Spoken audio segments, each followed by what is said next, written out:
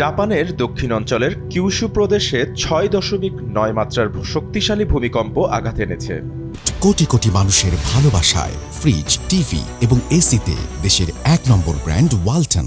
এ ভূমিকম্পের পরপরই ওই অঞ্চলে সুনামি সতর্কতা জারি করা হয়েছে। তবে ভূমিকম্পে তাৎক্ষণিকভাবে কোনো ক্ষয়ক্ষতি কিংবা প্রাণহানি ঘটেছে কিনা তা জানা যায়নি।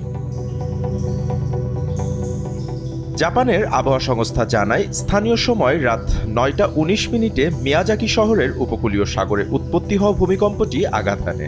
এতে দেশটির দক্ষিণাঞ্চলীয় কিউশু অঞ্চল কেঁপে ওঠে। জনগণকে উপকূলীয় অঞ্চল থেকে দূরে অবস্থান করার আহ্বান জানিয়েছে সংস্থাটি। সুনামি বারবার আঘাত হানতে পারে, তাই সমুদ্রে না ঢোকার বা উপকূলীয় এলাকার কাছাকাছি না যাবার নির্দেশ দেওয়া হয়েছে। কিউশু অঞ্চলের মিয়াজাকি প্রদেশে ভূমিকম্পের 1 মিটার অর্থাৎ 3 ফুট পর্যন্ত উচ্চতা সুনামির ঢেউ আছড়ে পড়ার সতর্কতা জারি করা হয়েছে। রাব্বি খান, এসএ টিভি ডিজিটাল।